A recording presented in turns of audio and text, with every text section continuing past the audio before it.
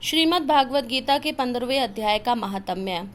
श्री महादेव जी कहते हैं, पार्वती अब गीता के 15वें अध्याय का महात्म्य सुनो। गौड़ देश में कृपाण नरसिंह नाम का एक राजा थे, जिनकी तलवार की धार से युद्ध में देवता भी परास्त हो जाते थे। उनका बुद्धिमान सेनापति शस्त्र और शास्त्र की कलाओं का भंडार था। उसका नाम था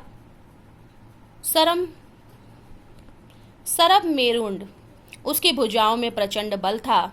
एक समय उस पापी ने राजकुमारों सहित महाराजा का वध करके स्वयं ही राज्य करने का विचार किया। इस निश्चय के कुछ ही दिन बाद वह हैजे का शिकार होकर मर गया। थोड़े समय के बाद वह पापात्मा अपने पूर्व कर्म के कारण सिंधु देश में एक तेजस्वी घोड़ा हुआ।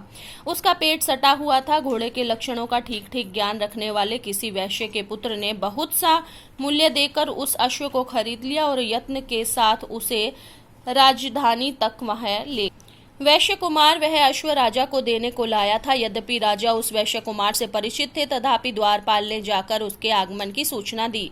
राजा ने पूछा, किस लिए आए हो? तब उसने स्पष्ट शब्दों में कहा, देव, सिंधु देश में एक उत्तम लक्षणों में संपन्न अश्व था, जिसे तीनों लोकों का एक रत्न समझकर मैंने बहुत सा मूल्य देकर खरीद लिया है। राजा ने आज्ञा दी, उस अश्व को यहाँ ले आओ। वास्तव में वह घोड़ा गुणों में उच्च श्रवा के समान था। सुंदर रूप का तो मानो घर ही था। शुभ लक्ष्मणों का समुद्र जान पड़ता था। वैश्य घोड़ा ले आया और राजा ने उसे देखा। अश्व का लक्षण जानने वाले अमात्यों ने बड़ी प्रशंसा की। सुनकर राजा अपार आनंद में निमग्न हो गए और उन्होंने वैश्य को मुंह मांगा स्वर्ण देकर तुरंत ही उस अश्व को खरीद लिया। कुछ दिनों बाद एक समय राजा शिकार खेलने के लिए उसी घोड़े पर चढ़कर वन में गए। वहां मृगों के पीछे इन्होंने अपना घोड़ा बढ़ाया। पीछे पीछे सब ओर दौड़कर आते हुए समस्त सैनिकों का साथ छूट गया। वे हिरणों द्वारा आकृष्ट होकर बहुत दूर निकल आए। प्यास ने उन्हें व्याकुल कर दिया। तब वे घोड़े से उतरकर जल की खोज करने लगे। घोड़ों के तो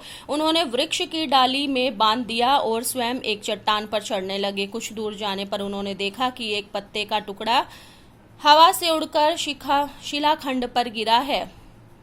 उसमें गीता के 15वें अध्याय का आधा श्लोक लिखा हुआ था। राजा उसे बांचने लगे। उनके मुख से गीता के अक्षर सुनकर घोड़ा तुरंत गिर पड़ा और अश्व शरीर को छोड़कर तुरंत ही दिव्य विमान पर बैठकर वह स्वर्ग लोक को चला गया। तत्पश्चात राजा ने पहाड़ पर चढ़कर एक उत्तम आश्रम देखा, जहां नाग, केसर, केले, आम और नारियल के वृक्ष लहरा रहे थे।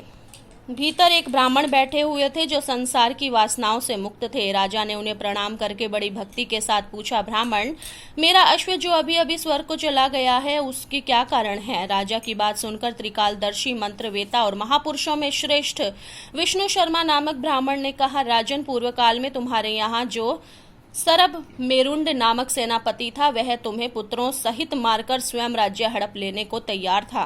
इसी बीच में हैजा का शिकार होकर वह मृत्यु को प्राप्त हो गया। उसके बाद वह उसी पाप से घोड़ा हुआ। यहाँ कहीं गीता के 15वें अध्याय का आधा श्लोक लिखा मिल गया था, उसे ही तुम बांचने लगे। उसी को तुम्हारे मुख से सुनकर वह अश्व स्वर्ग को प्राप्त हुआ। तदंतर राजा के पार्श्ववर्ती सैनिक उन्हें ढूंढते हुए वहां उन सबके साथ ब्राह्मण को प्रणाम करके राजा प्रसन्नता पूर्वक वहां से चले गए और गीता के 15वें अध्याय के श्लोक को अक्षरों में अंकित उसी पत्र को बाँच कर प्रसन्न होने लगे। उनके नेत्र हर्ष से खिल उठे। घर आकर उन्होंने मंत्रवेता मंत्रियों के साथ अपने पुत्र सिंह बल को राज्य सिंहासन पर अभिषिक्त किया और स्वयं 15वें अध्याय के जप से विशुद्ध चित्त होकर मोक्ष को प्राप्त कर लिया। जय श्री कृष्ण।